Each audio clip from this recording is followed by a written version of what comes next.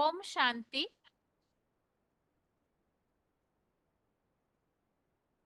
भगवत गीता श्लोक क्लास में आज का श्लोक है 11वें अध्याय का 49 और 50वां श्लोक।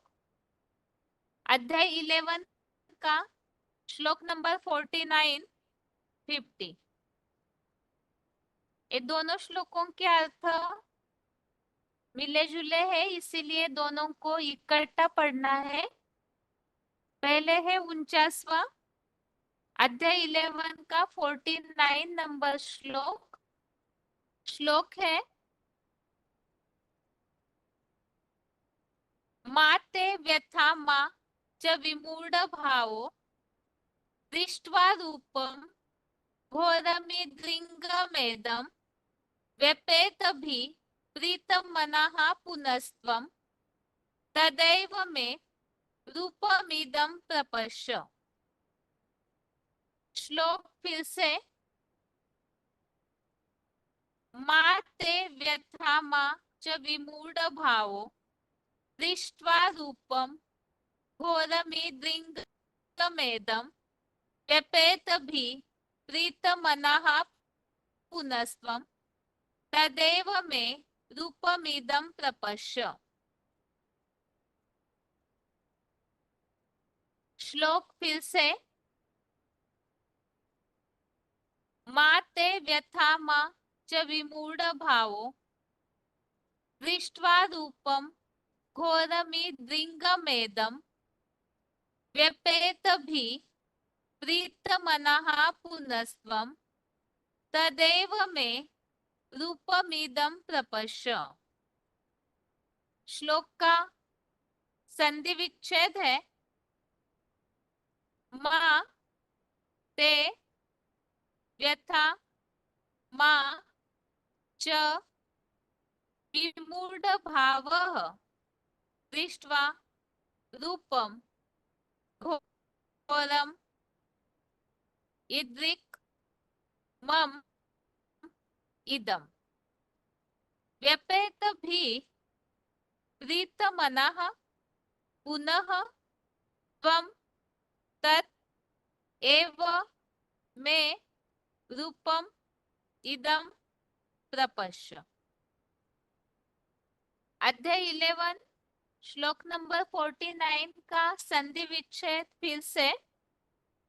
मा ते व्यथा मा च विमूढ़ भावः दृष्ट्वा रूपम घोरम इदृक् मम इदम व्यपेतभि प्रीतमनः पुनः त्वं तत् एव मे रूपम इदं प्रपश्य।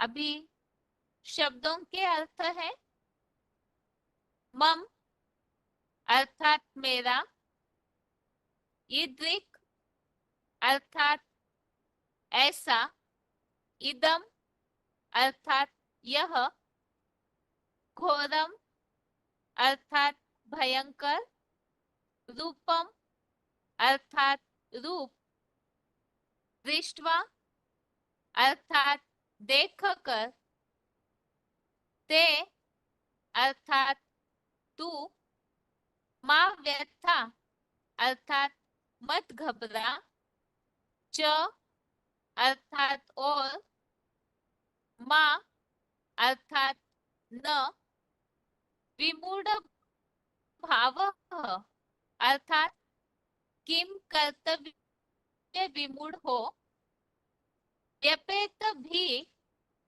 अर्थात भय त्याग, प्रीतमनः अर्थात प्रसन्न मन वाला, त्वं अर्थात तू, पुनः अर्थात फिर से, मैं अर्थात मेरे, तत् अर्थात उस, एव अर्थात ही, इदम अर्थात इस, रूपम अर्थात रूप को, प्रपश्य अर्थात देख। शब्दों के अर्थ फिर से।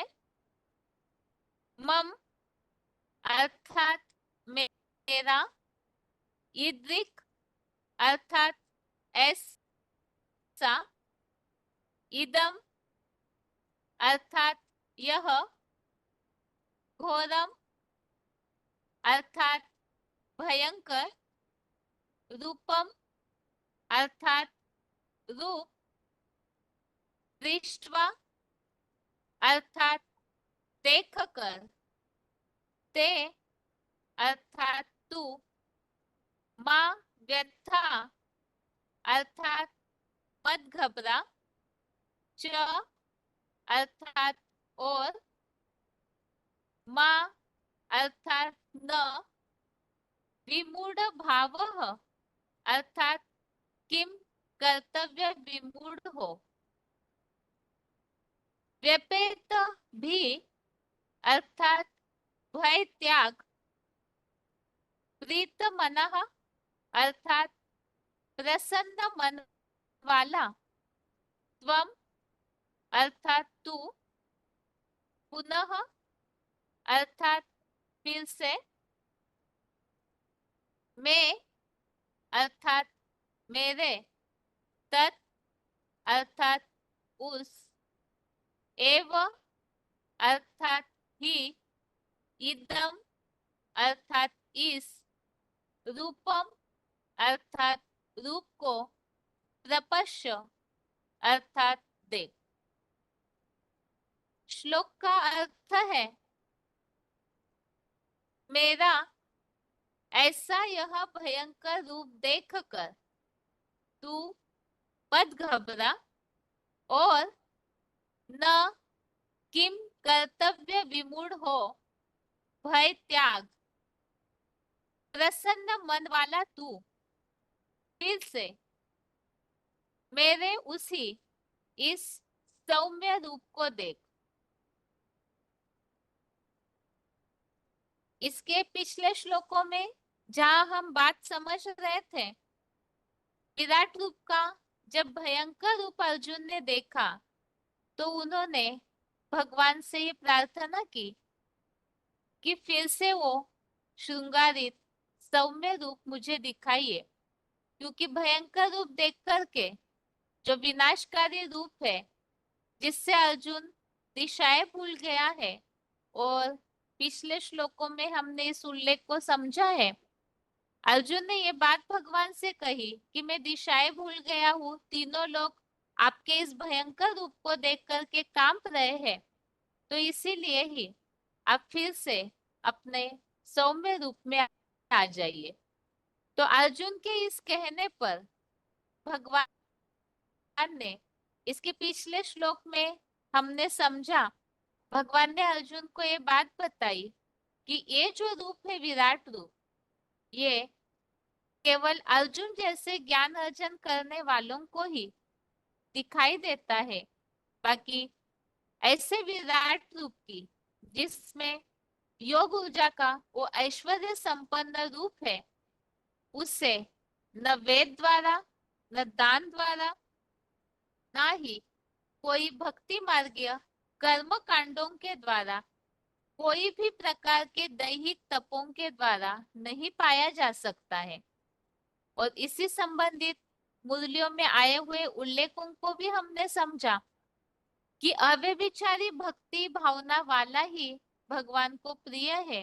बाकी जो भक्ति के आडंबर है, जहाँ भटकना ही भटकना है, तो उन सब कर्म कांडों से, शास्त्र आदि पढ़ने से मैं नहीं मिलता हूँ, अर्थात भगवान की प्राप्ति नहीं होती है, ऐसे बताया हुआ है। तो इसीलिए भगवान ने अर्जुन को विराट रूप दिखाने के बाद इस श्लोक में 49 49वें श्लोक में इस बात को बताया है कि ये जो मेरा भयंकर रूप है, जो विनाशकारी रूप है, जिसमें भयंकर दाढ़े समाई हुई है, एटम बॉम्ब रूपी दाढ़े समाई हुई है, और मुखों से जो आग निकल रही है, तो ऐसा भयंकर रूप देख करके घबराना नहीं, और घबरा करके किम कर्तव्य विमूढ़ भी न होना। किम कर्तव्य विमूढ़ अर्थात क्या? तो इसके लिए हमने भगवत गीता की जो भूमिका है उसमें इस शब्द का अर्थ दिया हुआ है, अर्थात क्या करना चाहिए और क्या नहीं करना चाहिए, इस उलझन में न फंसो। तो इसीलिए बताया मत घबरा, ना ही किम कर्तव्य विमूढ़ हो, अर्थात उलझना नहीं इस भयंकर विनाशकारी रूप को देख करके। जो भय निर्माण हुआ है, जो बताया भय से तीनों लोग कांप रहे, अर्जुन को भी चैन नहीं पड़ रहा है, तो इसीलिए बताया भय त्याग करके आत्मस्थ हुआ प्रसन्न मन वाला तू फिर से मेरे उसी सौम्य रूप को देख। एक बार फिर से इस श्लोक का क्लैरिफिकेशन सहित अर्थ पढ़ते हैं। मेरा ऐसा यह प्रलयंकारी भयंकर रूप देखकर तू मेरा सखा है, मत घबरा, और न बुद्धू जैसा किम कर्तव्य विमूढ़ हो, देहभान निर्मित भय त्याग, आत्मस्थ हुआ प्रसन्न मन वाला तू फिर से मेरे उसी इस सौम्य रूप को देख। अभी श्लोक में जहां प्रलयंकारी भयंकर रूप देख करके अर्जुन घबरा रहे हैं, तो इस संबंधित जिन श्लोकों में उल्लेख आया हुआ है उन श्लोकों को हमने पीछे भी देखा है। जैसे कि 36वें श्लोक में एक उल्लेख आया है कि राक्षस जो है वो विराट रूप को देख करके भाग खड़े होते हैं, और 11वें अध्याय का 24वां श्लोक नंबर 24, इसमें उल्लेख आया हुआ है कि ये जो चमकीली बड़ी बड़ी क्रोधान्वित आंखें हैं और प्रलयंकारी जो रौद्र रूप है उसे देख करके भय से आत्मा पीड़ित हो रही है, धीरज और शांति नहीं पाता हूँ, ऐसे अर्जुन ने भगवान से कहा है। 25वें श्लोक में अध्याय 11 के श्लोक नंबर 25 में भी इसी बात का उल्लेख आया है। ये जो आग आग मुख से उगल रहे हैं, तो हमने तो इस बात को समझा था प्रैक्टिकल में कोई आग निकलने की बात नहीं, बल्कि वो जो वाणी है भयंकर, उस वाणी की तीव्रता इतनी होगी कि रावण संप्रदाय वालों को जलन पैदा हो जाती है, घबरा जाते हैं। तो ऐसी जो क्रांतिकारी वाणी है उसे देख करके दिशाएं भूल गया हूँ, चैन नहीं पड़ता है। इस तरह से काफी सारे श्लोकों में भगवान के इस भयंकर रूप का उल्लेख आया हुआ है। जो 23वें श्लोक में भी इसी बात का उल्लेख है कि ये जो आटम बम रूपी विकराल दाढ़े हैं, अब जब प्रैक्टिकल में दुनिया का विनाश शुरू हो जाएगा, विराट रूप एक तरफ उसी समय दिखता है जिस समय महाभारी महाभारत युद्ध भूमि का पूरा फील्ड तैयार होता है, और उसी समय वो भयंकर रूप देख करके जब घबरा जाते हैं, तो भगवान अर्जुन से ये बात कह रहे हैं कि ऐसा भयंकर रूप देख करके तू मत घबरा। क्यों नहीं घबरा? क्योंकि बताया है तू मेरा सखा है। अब भगवान ने अर्जुन को ही ये ईश्वरीय ज्ञान राज्यों की शिक्षा क्यों दी, जिस संबंधित चौथे अध्याय का जो तीसरा श्लोक है, अध्याय 4 का श्लोक नंबर 3, इसमें भी भगवान ने अर्जुन से कहा है तू मेरा भक्त है, तू मेरा प्रिय है, तू मेरा सखा है, भक्तों सी में सखा चेती, रहस्यम है तदुत्तमम, अर्थात तू मेरा मित्र भी है, भक्त भी है। तो इसीलिए भगवान ने अर्जुन को ही सबसे पहले इस राज्यों की शिक्षा या गीता ज्ञान दिया है। तो इसीलिए भगवान कह रहे हैं क्योंकि जो जितना भक्ति करते हैं उतना ज्यादा सात्विक ज्ञान भी उठाते हैं। तो इसीलिए अर्जुन सबसे पहला सखा, पहला भक्त भी है। इसीलिए भगवान उन्हें कह रहे हैं कि घबराना नहीं, और घबरा करके किम कर्तव्य विमूढ़ भी न होना, अर्थात उलझना नहीं, युद्ध भूमि से पीछे नहीं भागना। जो भयंकर रूप देख करके भय निर्माण हुआ है, तो भय का कारण बताया है। देह भान से निर्मित भय त्याग करके आत्मस्थ हुआ। तो जो डर है विनाश का, जो भयंकर सृष्टि की हालत या स्थिति हो जाती है, उस समय सारी सृष्टि कंपायमान हो जाती है। तो उस समय की स्थिति के लिए बताया, ये जो भय है, जो जितना देह भान में होंगे विनाश काल में, उनको उतना ही भय लगेगा, डरेंगे। तो इसी के लिए ही दूसरे अध्याय का 40वां श्लोक, अध्याय 2 का श्लोक नंबर 40 है, जिसमें इस बात को बताया है। नेहाभिक्रमण आशोस्ति प्रत्यवायो न विद्यते स्वल्पम अपस्य धर्मस्य त्रायते महतो भयात्। अर्थात इस योग में किए गए प्रयत्न का नाश नहीं होता, और उल्टा फल रूप विघ्न भी नहीं होता, और इस धारणा का अल्पांश भी स्वल्पम अपस्य धर्मस्य, अर्थात जो आत्मिक स्थिति की धारणा का थोड़ा भी अभ्यास करते हैं, तो उनकी महान भय से रक्षा होती है। तो महान भय तो सबसे बड़ा है विनाश काल का, और ये देह भान जितना होगा उतना भय लगेगा। तो इस भय को त्यागना है। कैसे त्याग पाएंगे? आत्मिक स्थिति जितनी गहरी होगी, तो उतना ही ये देह भान से निर्मित भय चला जाएगा, और उससे प्रसन्न मन वाला तू मेरे इस सौम्य रूप को देख। तो सौम्य रूप अर्थात क्या? जिसके लिए ही हमने इस बात को समझा था। इस सौम्य रूप अर्थात वास्तव में लक्ष्मी नारायण का रूप। जब भयंकर रूप है तो ये रौद्र रूप होता है, जो महाकाल, कालो अस्मि का रूप सारे संसार की महामृत्यु होने के लिए और रूप निमित्त बना हुआ है। आसुरी तत्वों का विनाश करने के लिए वो रूप निमित्त बना हुआ है। उसके बाद फिर सौम्य रूप अर्थात चतुर्भुजी वाला लक्ष्मी नारायण का रूप भगवान ने अर्जुन को दिखाया। ये तो है 49वां 49 नंबर श्लोक। अभी इसी से जुड़ा हुआ अगला है 50वां श्लोक नंबर 50, देखते हैं। श्लोक है 50वां। संजय उवाच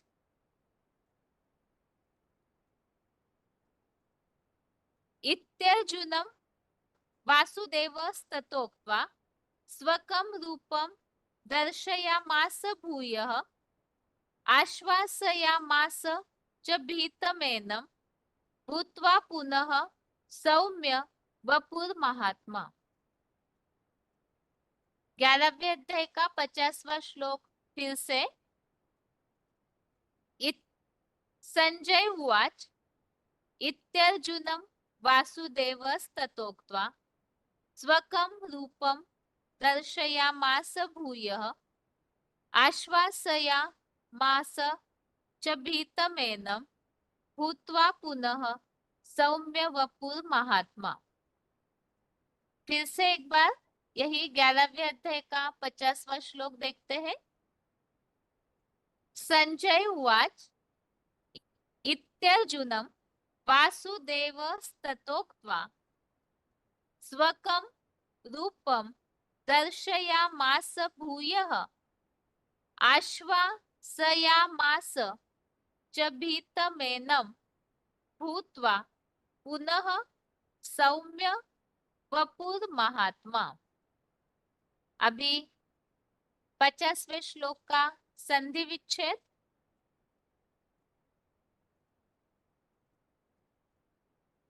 इति अर्जुनम वासुदेवः वसुदेवः तथा उक्त्वा स्वकं रूपं दर्शयामास भूयः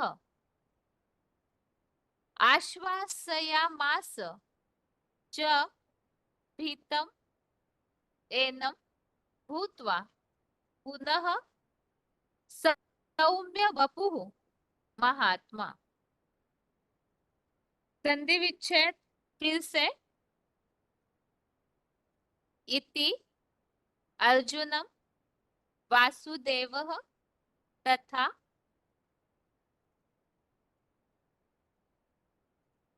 उक्त्वा स्वकं रूपं दर्शयामास भूयः आश्वासयामास च भीतम् एनं भूत्वा पुनः सौम्य वपुः महात्मा।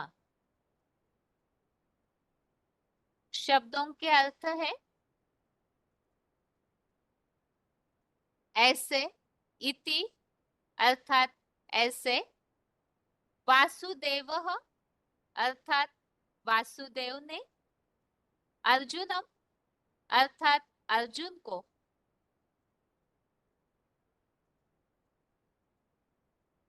तथा अर्थात ऐसे, उक्त्वा अर्थात कहकर, भूयः अर्थात पुनः, स्वकम अर्थात अपना, रूपम अर्थात रूप, दर्शयामासः अर्थात दिखाया, च अर्थात और, पुनः अर्थात फिर, सौम्य वपुः अर्थात शांत रूप होकर,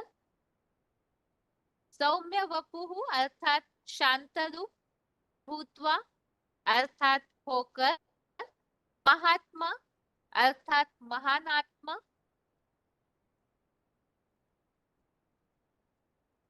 भीतम अर्थात भयभीत, एनम अर्थात इसको, आश्वासयामास अर्थात आश्वस्त किया। शब्दों के अर्थ फिर से।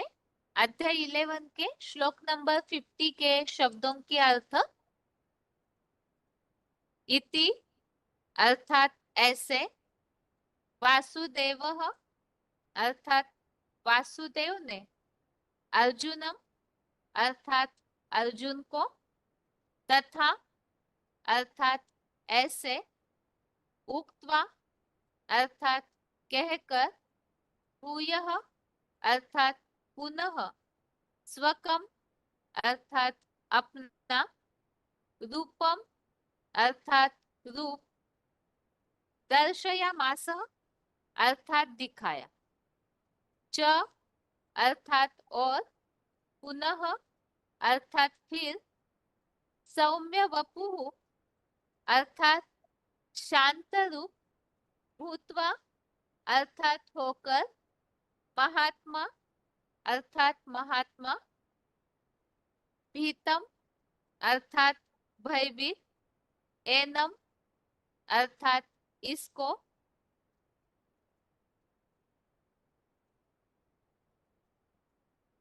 आश्वासयामासः अर्थात आश्वस्त किया।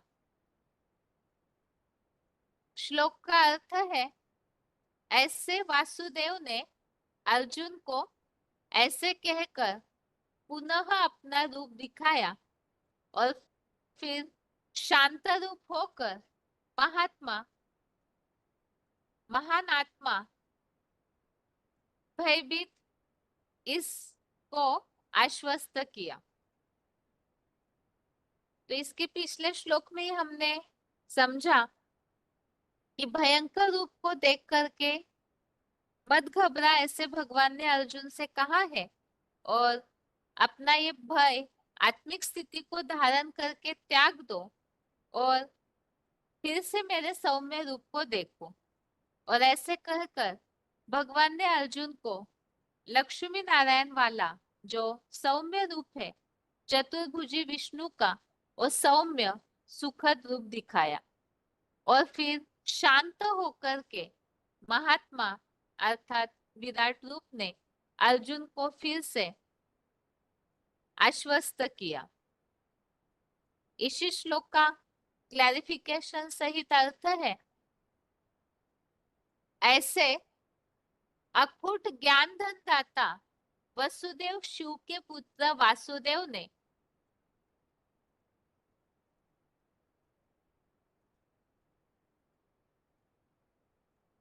धनंजय अर्जुन को प्यार से ऐसे कहकर पुनः अपना शंकर पार्वती प्लस ब्रह्मा सरस्वती चतुर्भुजी विष्णु रूप दिखाया।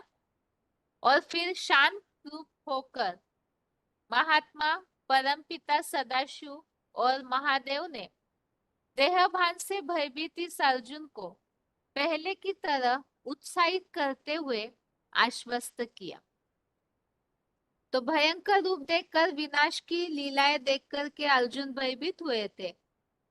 तो भगवान ने जो भयंकर विराट रूप है उससे फिर से सौम्य रूप धारण किया, अर्थात विष्णु चतुर्भुजी का रूप विराट रूप के भयंकर रूप के बाद प्रत्यक्ष होता है और अर्जुन को फिर से उत्साहित किया, अर्थात युद्ध के लिए फिर से प्रेरणा दी। ये आज के दोनों श्लोकों का अर्थ है। सार यही है दोनों श्लोकों का मिलकर, भयंकर रूप से अर्जुन घबरा गए थे तो उन्होंने फिर भगवान से की कहा कि आप फिर से अपना वही सौम्य रूप मुझे दिखाइए, श्रृंगारित रूप जो है वो दिखाइए। तो अर्जुन के कहने पर, अर्जुन की भयभीत स्थिति को देखते हुए भगवान ने अर्जुन को फिर से सौम्य रूप अर्थात विष्णु चतुर्भुजी रूप, जिसमें 4 भुजाएं दिखाई जाती है जो सहयोगी आत्माएं है, ऐसा सौम्य रूप फिर से दिखाया। ये दोनों श्लोकों का अर्थ है। आगे उच्चारण सुनते हैं, उसके बाद पॉइंट्स।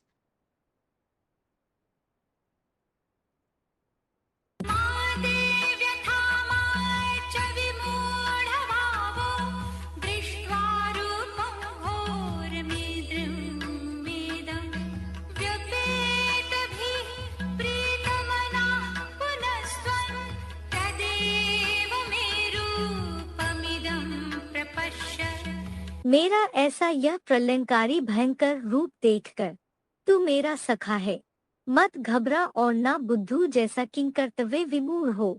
देहभान निर्मित भय त्याग आत्मस्थ हुआ प्रसन्न मन वाला, तू फिर से मेरे उसी इस सौम्य रूप को देख।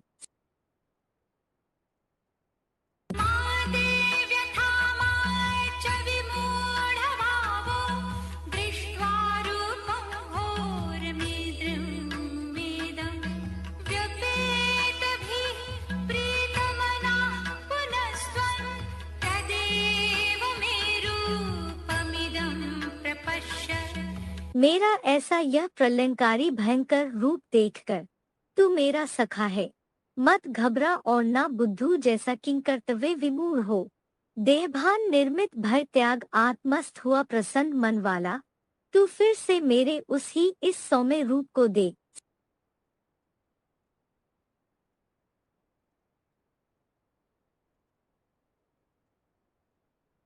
50वां श्लोक के उच्चारण।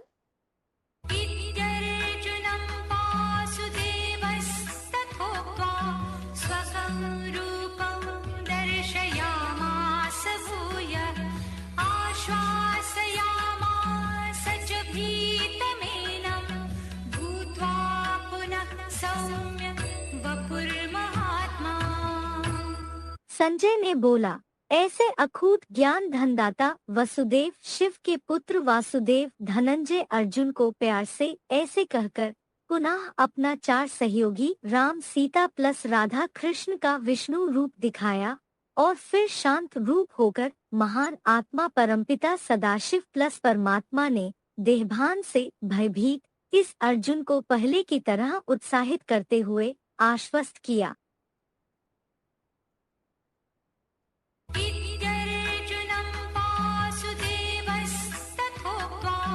स्वकं रूपं दर्शयामास भूयः आश्वासयामास च भीतमेनं भूत्वा पुनः सौम्य वपुर्महात्मा।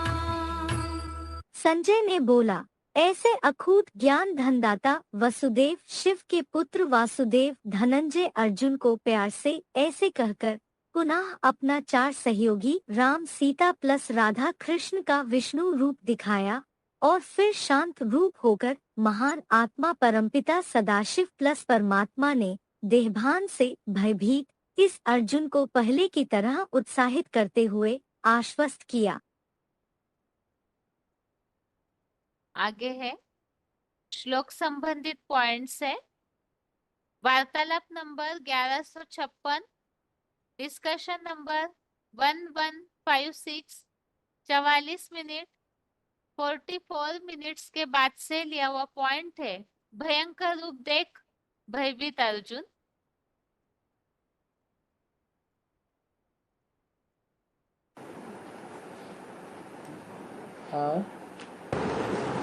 बाबा, एक मुनि में पूछा गया है कि अर्जुन को भगवान ने अपना विराट रूप दिखाने की क्या दरकार थी। वो तो भगवान को जानता था लेकिन सदगुरु को नहीं मानता था।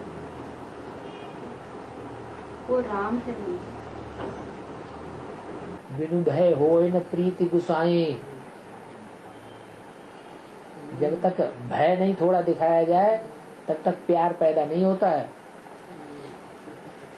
आज की कलयुग की दुनिया की यही रीति रस्म रिवाज है।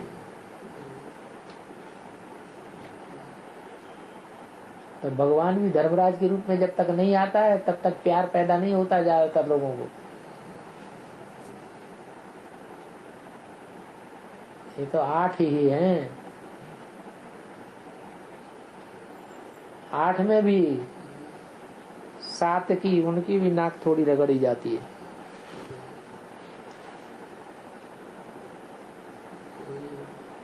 वो भी अनिश्चय बुद्धि बनते हैं।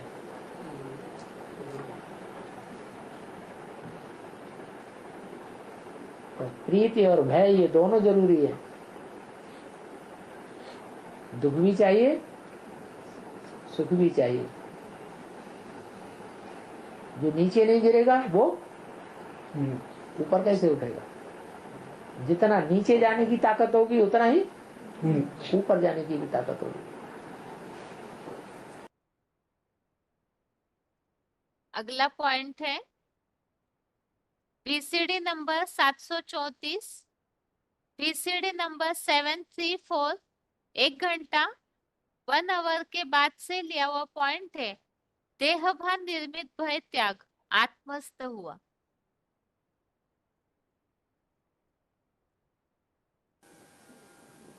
इतना समय हम अपन को देह समझ बैठे थे।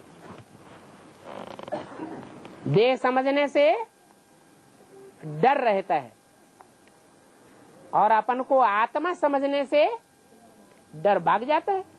क्यों क्यों डर भाग जाता है? क्योंकि आत्मा तो मरती कटती है ही नहीं। मरता कटता क्या है? देह मरती कटती है। तो जो देह समझ कर बैठेंगे उनको डर रहता है। और जो अपन को पक्का अनुभव कर लेंगे, पक्का से पक्का प्रैक्टिस कर लेंगे कि हम क्या हैं, हम आत्मा हैं, उनको तो फिर कोई भी परवाह नहीं रहेगी।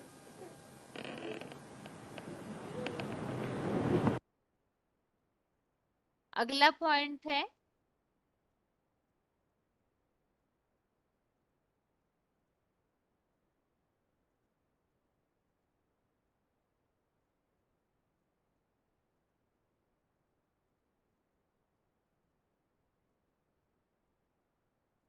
VCD number 1797, VCD number 1797, 48 minute 48 minutes के बाद से लिया हुआ पॉइंट है। वसुदेव पुत्र वासुदेव। वास्तव में वासुदेव कौन हुआ? जो वसुदेव का पुत्र है। वसु माने धन संपत्ति, ज्ञान की धन संपत्ति देने वाला, देव माने देने वाला। कौन है?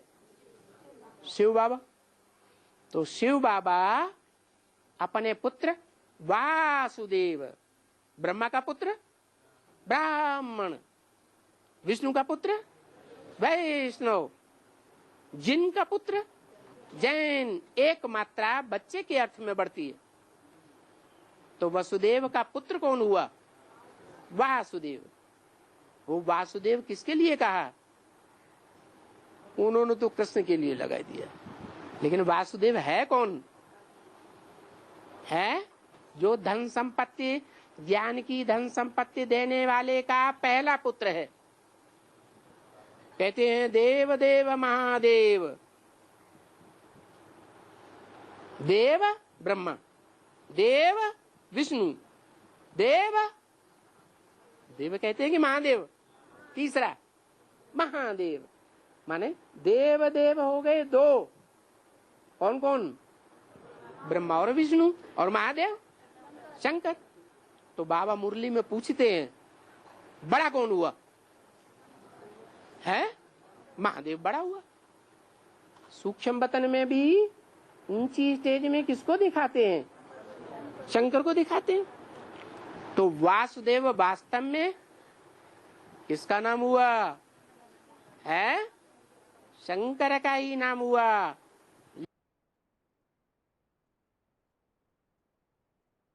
अगला है VCD नंबर 2756 2756 24 मिनट 24 मिनट्स के बाद से लिया हुआ पॉइंट है। भगवान ने विराट रूप के बाद सौम्य रूप दिखाया।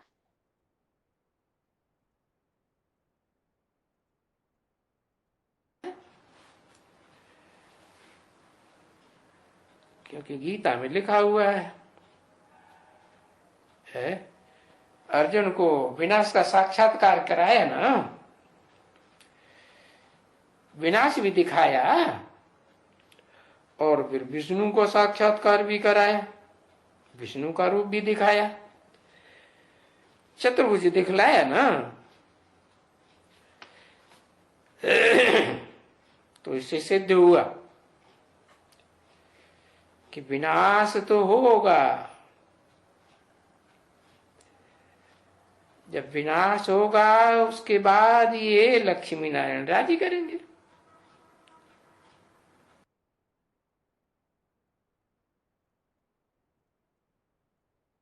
इस तरह से ये आज के श्लोक संबंधित पॉइंट्स हमने समझे हैं, जिसमें सार यही है कि भयंकर रूप देखने के बाद अर्जुन ये कह रहे थे कि मुझे चैन नहीं पड़ रहा है, तो पीछे हटने की कोशिश कर रहे थे। इसीलिए भगवान ने अर्जुन को फिर से भयंकर रूप से सौम्य रूप दिखाया और अर्जुन को युद्ध भूमि से न भागने के लिए कहा कि किम कर्तव्य विमूढ़ नहीं होना और उमंग उत्साह से युद्ध करो। अभी आगे है रिवीजन, और रिवीजन में ही सबसे पहले 10वें अध्याय के चौथे श्लोक के पहले 10वें अध्याय का दूसरा श्लोक जो अभी भी हमने रिवाइज किया है, उस संबंधित एक पॉइंट सुनना बाकी था। तो पॉइंट यहाँ लिया हुआ है, जो 10वें अध्याय का दूसरा श्लोक है, अध्याय 10 का श्लोक नंबर 2, जिसमें इस बात का उल्लेख आया हुआ है, न मे विदु सुरगना प्रभवम न महर्षय अहमादिर्हि देवानां महर्षिणां च सर्वश। अर्थात कोई भी मुझे नहीं जानते हैं, जो देवताएं बताया, ऋषि मुनि बोले, क्योंकि सब प्रकार से सबका आदि मैं ही, महादेव वाला आदि मैं ही हूँ। तो इसीलिए भगवान को कौन क्यों नहीं जान पाते हैं, इस बात का उत्तर इस VC वार्तालाप के पॉइंट में है। Discussion number 1679 22 minute 22 minute.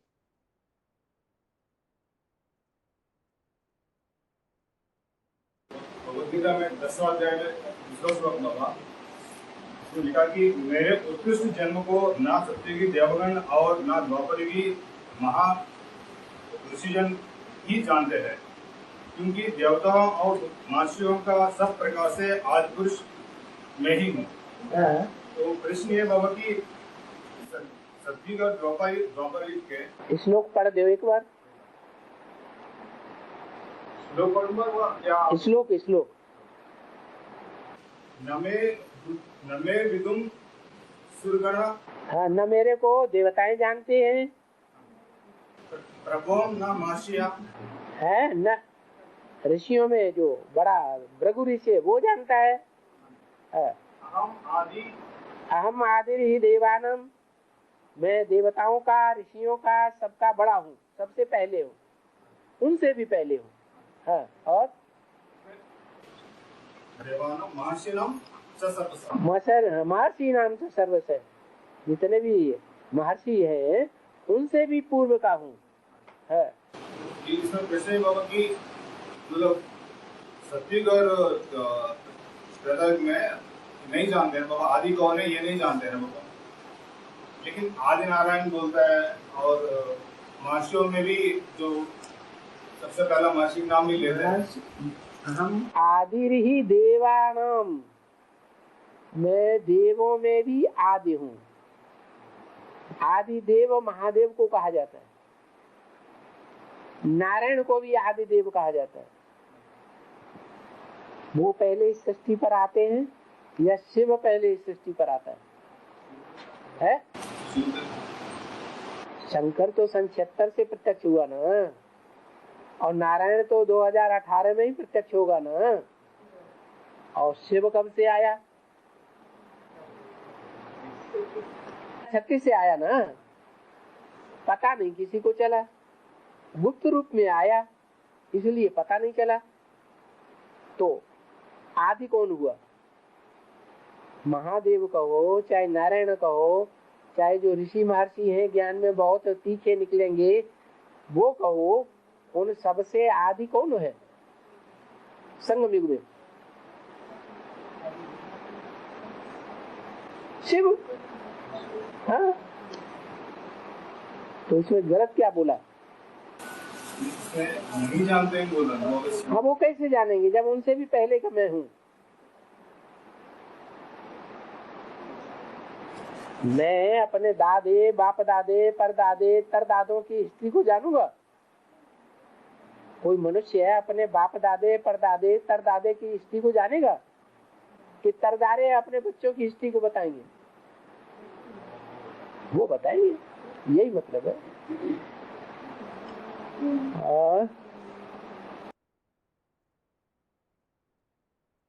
अभी आगे है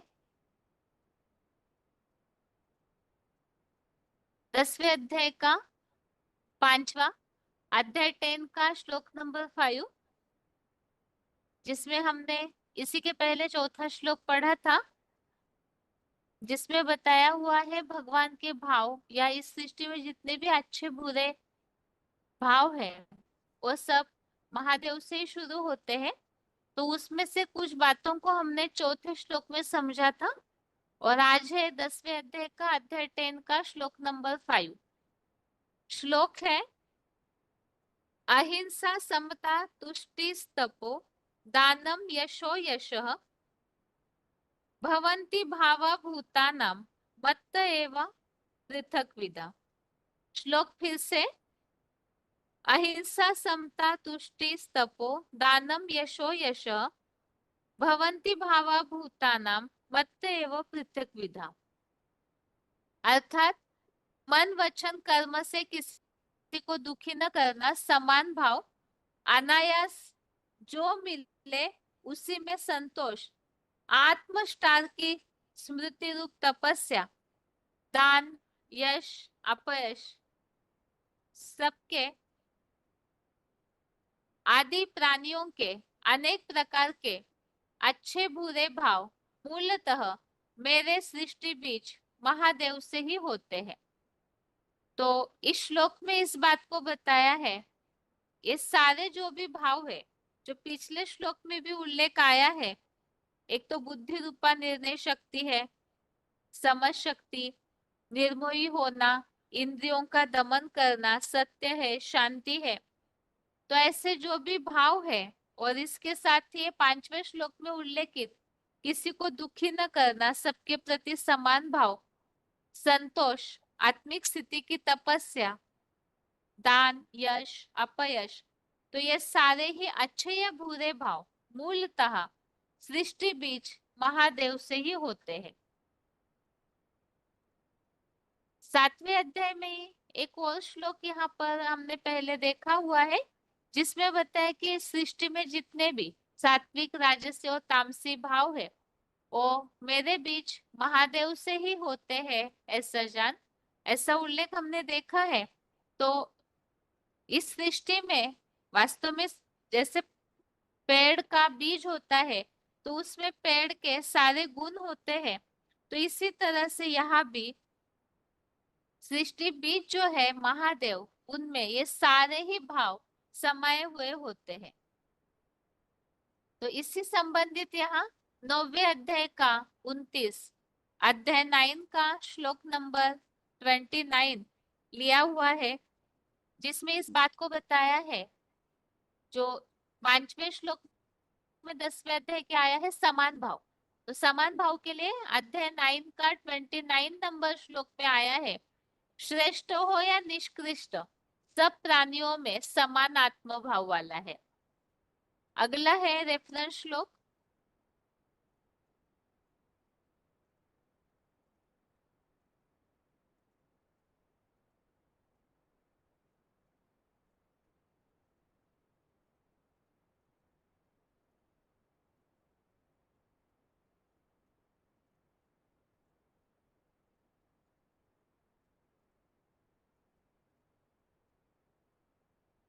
आगे है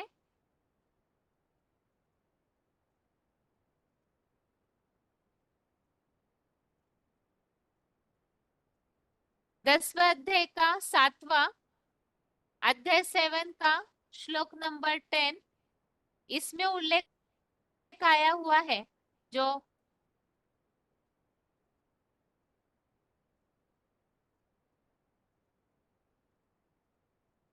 सारी सृष्टि का जो बीज है वो महादेव है। तो यहाँ उल्लेख जो आया है, सब श्रेष्ठ या शुद्ध प्राणियों का सतयुग आदिकालीन पुरुषोत्तम संगम का सनातन बीज शंकर, अर्जुन, आदम, मुझे जान। तो सभी का बीज यही है जो बताया है इस श्लोक में, कि जो भी अच्छे बुरे भाव है वो मेरे से ही है, ऐसे जान। तो सबका बीज महादेव ही है। ऐसे ही 7वें अध्याय का 12वां अध्याय 7 का श्लोक नंबर 12, इसमें भी इस बात का उल्लेख आया है, यच्चैव सात्विका भावा राजसः तामसाश्चैव, अर्थात ही और जो भी संसार में युगानुरूप क्रमशः सात्विक, राजसी और तामसी प्रकृतिगत भाव है, उनको मेरे कैलाशवासी महादेव से ही है, ऐसा जान।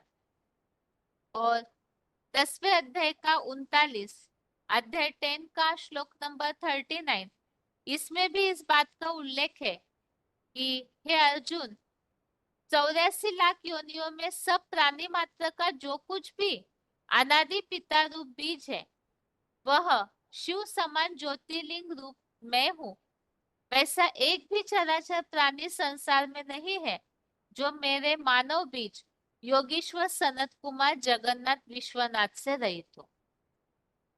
तो ये सारे जितने भी भाव है वो महादेव से ही निर्माण होते हैं। परम पिता शिव वो तो तुरिया है, सृष्टि में जन्म मरण के चक्र में आते नहीं। लेकिन जो मनुष्य सृष्टि का साकार चैतन्य बीज है महादेव, शंकर, अर्जुन, आदम, तो वह आत्मा सृष्टि रूपी रंगमंच पर सदा कायम है। इसीलिए ही इस सृष्टि के जितने भी भाव है वो सारे उस बीज से ही शुरू होते हैं, निकलते हैं। और ये सारे गुणों के बारे में भी यहाँ बताया है, किसी को दुख न देना, सबके प्रति समान भावना होना। अभी इन्हीं बातों को हम आगे पॉइंट्स के द्वारा समझते हैं कि महादेव के द्वारा जब प्रैक्टिकल में इन गुणों की धारणा सृष्टि रूपी रंगमंच पर की जाती है, तो अन्य जो भी सृष्टि के प्राणी है उनमें भी ये गुण देखने में जरूर आते होंगे, लेकिन उसकी परसेंटेज कम होगी और महादेव में वो बातें पूरी तरह से 100% दिखने में आएगी। अभी आगे है इस श्लोक संबंधित पॉइंट्स।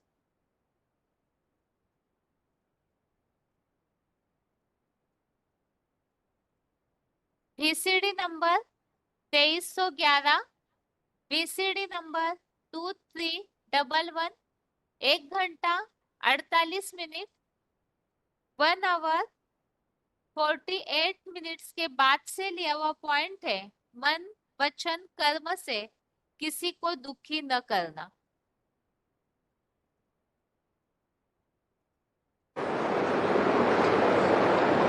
शांतिदाता कौन हुआ और सुखदाता कौन हुआ है?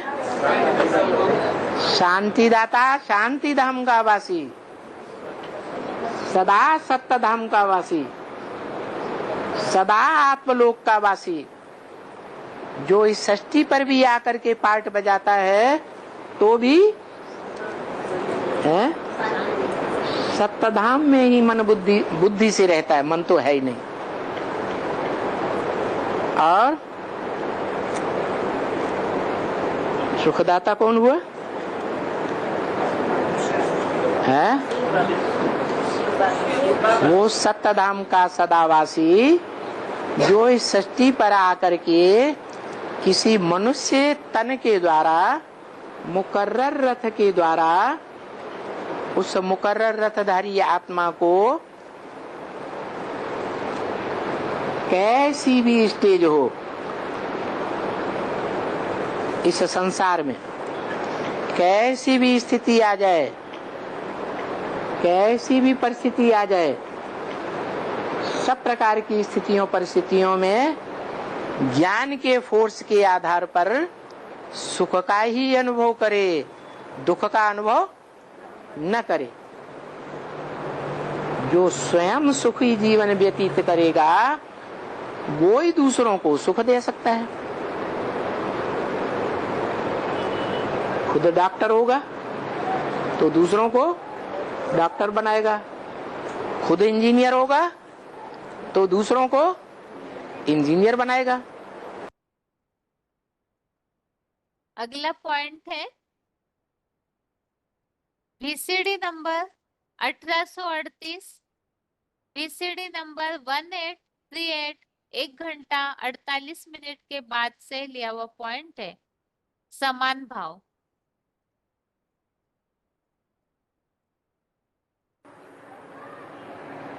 ब्रह्मा द्वारा स्थापना, विष्णु द्वारा पालना, शंकर द्वारा विनाश।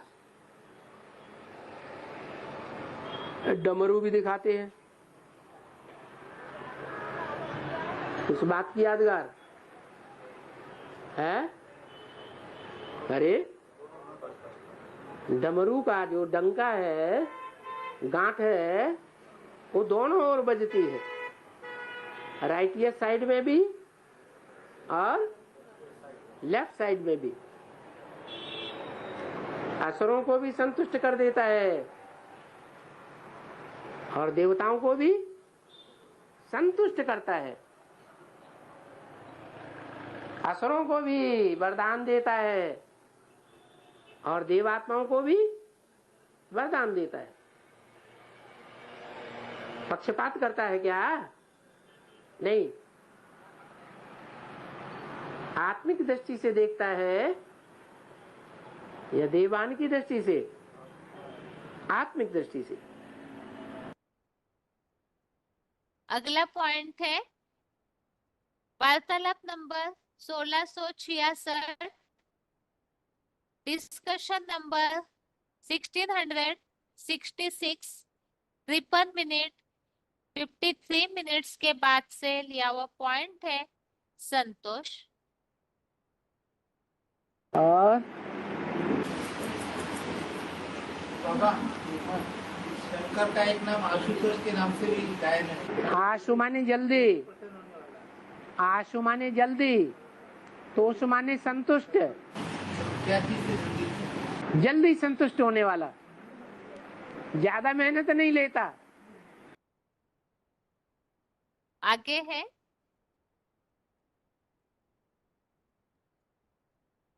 VCD नंबर 85, 85, 7 मिनट 7 मिनट्स के बाद से लिया हुआ पॉइंट है। आत्म स्टार की स्मृति रूप तपस्या।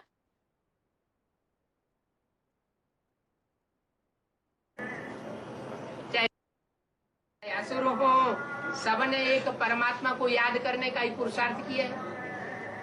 आत्मिक स्थिति में रहते हुए उस परमात्मा को सभी ने याद किया है।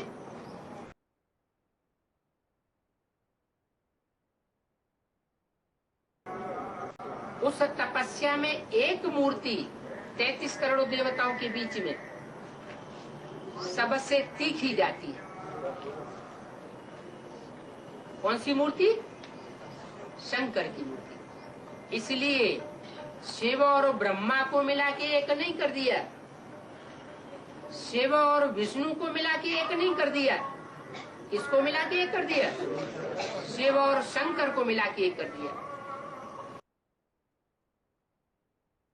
आगे है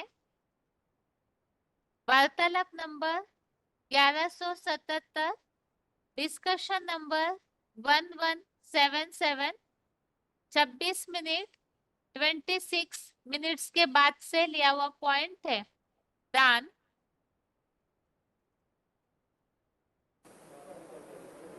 यहाँ ब्राह्मणों की दुनिया में विश्वामित्र कौन है? सारे विश्व का मित्र कौन है? राम बाप। उसका कोई दुश्मन नहीं बनता क्या? राम बाप का भी दुश्मन बनता है शिव बाबा। शिव बाबा सारी दुनिया का मित्र है।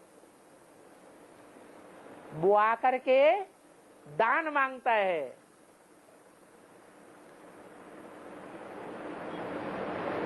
उस दान देने में महादानी कौन साबित होता है? सारी दुनिया तो महादानी साबित नहीं होती, लेकिन हरिश्चंद्र की आत्मा ये पार्ट बजाती है। महादानी राजा हरिश्चंद्र। तो कैसा महादान दिया? बच्चे, तुम मुझे अपना सारा तन मन धन समय संपर्क संबंध स्वाहा कर दो, तो मैं तुमको विश्व की बादशाही दूंगा। तो सब कुछ बाप को अर्पण कर दिया, तो बीवी बाल बच्चे हरिश्चंद्र के रह गए क्या? नहीं रह गए। तो दक्षिणा में गुरु को देने के लिए कुछ बचा ही नहीं।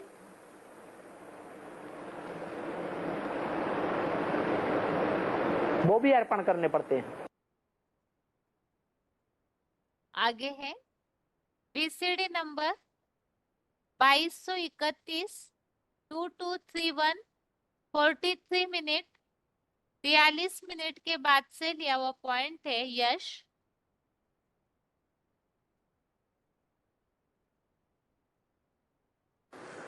लेकिन जो हिस्ट्री में ऐसे ऐसे महत्वाकांक्षी हुए, हिटलर, नेपोलियन, मुसोलिनी, उन्होंने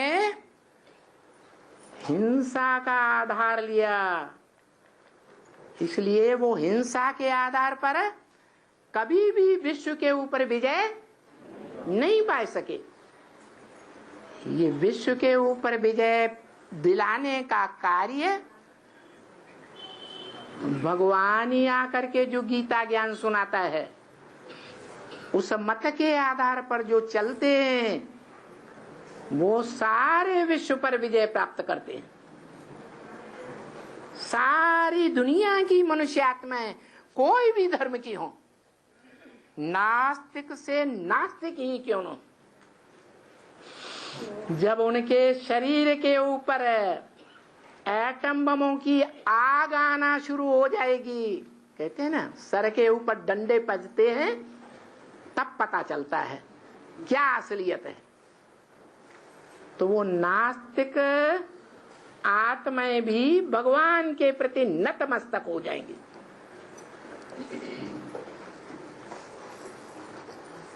तो देखो, ऐसा समय अब जल्दी आने वाला है। सारी दुनिया इस संसार में प्रैक्टिकल में आए हुए, खास भारत में आए हुए भगवान के सामने झुकेंगी। कैसे झुकेंगी? कैसे झुकेंगी?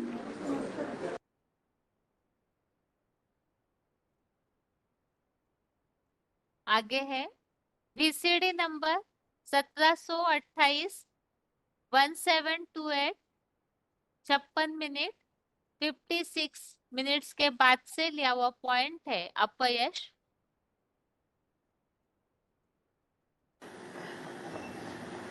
बहुत से ऐसे लोग होते हैं जिनको अपयश ही अपयश मिलता रहता है। अच्छा काम करेंगे और रिजल्ट में उनको बुराई मिलती है। शिव बाबा का पार्ट कैसा है? हैं? ऐसा ही पार्ट है। अच्छे के लिए करता है और क्या मिलता है? अपयश मिलता है। दुनिया वालों से मिलता है या अपने बच्चों से भी मिलता है? अपने बच्चों से भी मिलता है। जो शिव बाबा के बच्चे बनते हैं वो भी अनिश्चय बुद्धि कब होते हैं? अनिश्चय बुद्धि होते हैं कि नहीं होते हैं? किस लिए?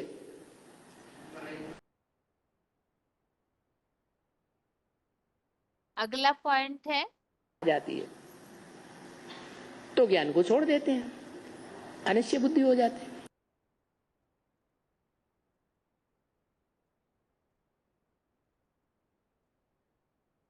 वार्तालाप number 1886 discussion number 1886 31 minute 31 minutes के बाद से लिया हुआ पॉइंट है प्राणियों के अनेक प्रकार के अच्छे बुरे भाव मूलतः मेरे सृष्टि बीज महादेव से ही होते हैं।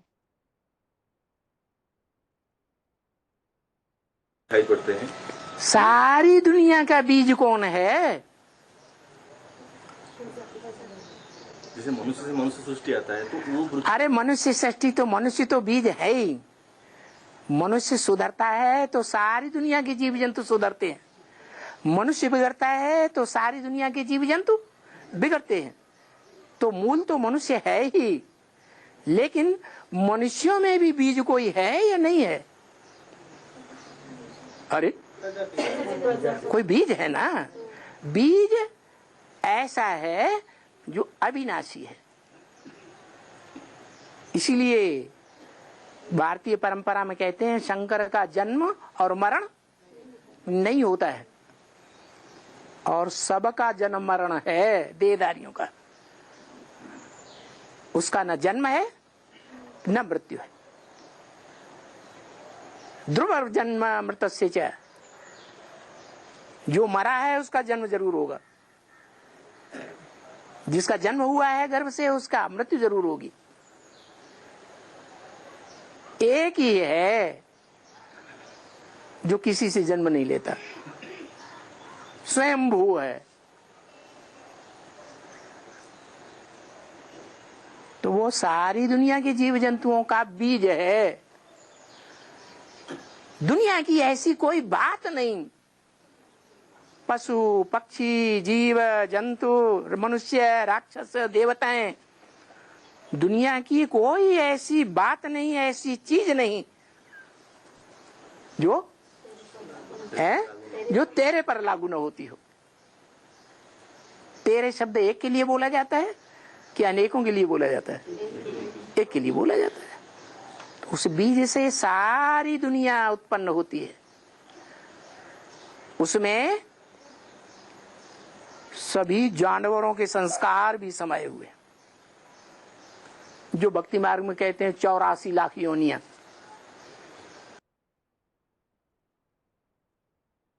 इस तरह से 10वें अध्याय के पांचवें श्लोक संबंधित हमने पॉइंट समझे और चौथे और पांचवें श्लोक दोनों मिला करके, जैसे इसके पिछले श्लोकों में 10वें अध्याय में ये उल्लेख आया हुआ है कि जो मुझ त्रिलोकीनाथ को जानता है तो वो सब पापों से, सब मनुष्यों में निर्मोही होकर के सब पापों से मुक्त हो जाता है। तो इसीलिए भगवान को जानना जरूरी है। तो भगवान को जानने के लिए ही भगवान ने जो भी इस सृष्टि में सारे गुण है वो किस तरह से सृष्टि बीज महादेव में समाये हुए हैं, जो कि परम पिता का साकार माध्यम है, उनसे ही इस सारी सृष्टि के गुण कैसे शुरू होते हैं, अच्छे बुरे भाव मूलतः कैसे शुरू होते हैं, उसके बारे में चौथे और पांचवें श्लोक में बताया है, जिसे हमने पॉइंट्स के साथ समझा। अभी आज के श्लोक को एक बार फिर से पढ़ के आज का क्लास पूरा करते हैं। 11वें अध्याय का 49, अध्याय 11 का 49 नंबर श्लोक है। माते व्यथा मा च विमूढ़ भावो दृष्ट्वा रूपम घोरमिदृङ्गमेदं व्यपेत भी प्रीतमनः पुनस्त्वं तदेव मे रूपमिदं प्रपश्य। श्लोक फिर से। माते व्यथा मा च विमूढ़ भावो दृष्ट्वा रूपम घोरमिदृङ्गमेदं व्यपेत भी प्रीतमनः पुनस्त्वं तदेव मे रूपमिदं प्रपश्य। अर्थात मेरा ऐसा यह प्रलयंकारी भयंकर रूप देखकर तू मेरा सखा है, मत घबरा और न बुद्धू जैसा किम कर्तव्य विमूढ़ हो। देहभान निर्मित भय त्याग आत्मस्थ हुआ प्रसन्न मन वाला तू फिर से मेरे उसी सौम्य रूप को देख। आगे है अगला श्लोक, श्लोक नंबर 50। संजय उवाच इत्यर्जुनं वासुदेवस्ततोक्त्वा स्वकं रूपं दर्शयामास भूयः आश्वासयामास च भीतमेनं भूत्वा पुनः सौम्य वपुर्महात्मा। श्लोक फिर से। संजय उवाच इत्यर्जुनं वासुदेवस्ततोक्त्वा स्वकं रूपं दर्शयामास भूय आश्वासयामास च भीतमेनं भूत्वा पुनः सौम्य वपुर्महात्मा। अर्थात ऐसे अखुट ज्ञान धन दाता वसुदेव शिव के पुत्र वासुदेव ने धनंजय अर्जुन को प्यार से ऐसे कहकर पुनः शंकर पार्वती ब्रह्मा सरस्वती चतुर्भुजी विष्णु रूप दिखाया और फिर शांत होकर महान आत्मा परमपिता सदाशिव प्लस महादेव ने देहभान से भयभीत इस अर्जुन को पहले की तरह उत्साहित करते हुए आश्वस्त किया। तो अर्जुन के कहने पर भगवान ने वही विराट रूप से, भयंकर रूप से सौम्य रूप दिखाया, क्योंकि ये जो श्लोक में बताया है देहभान से निर्मित भय है, तो अर्जुन को ये बताया भगवान ने फिर से आत्मिक स्थिति में स्थिर हो जाओ और उसके बाद फिर से चतुर्भुजी वाला सौम्य रूप अर्जुन को दिखाया और फिर से युद्ध के लिए उमंग उत्साह दे के प्रेरित किया। ये आज के दोनों श्लोकों के अर्थ है और इसके साथ हमने 10वें अध्याय के 5वें श्लोक की रिवीजन भी समझी है और 10वें अध्याय के दूसरे श्लोक का एक पॉइंट समझा था, जिसमें ये बताया हुआ है कि भगवान को कोई भी नहीं जानते। तो इसके लिए बाबा ने उस पॉइंट में एक उदाहरण दिया, जैसे कोई भी पोते को अपने दादा परदादा, उनके भी पिता, उनके बारे में तो पूरी जानकारी नहीं होगी। तो इसी तरह से यहाँ भी भगवान ही सबका आदि है, आदिकालीन आदिश्वर है, इसलिए उन्हें कोई जानते नहीं है। ये आज के श्लोकों के पॉइंट्स और श्लोकों का सार हमने समझा और अभी आज के लिए गीता क्लास यहाँ ही पूरा हो रहा है। ओम शांति।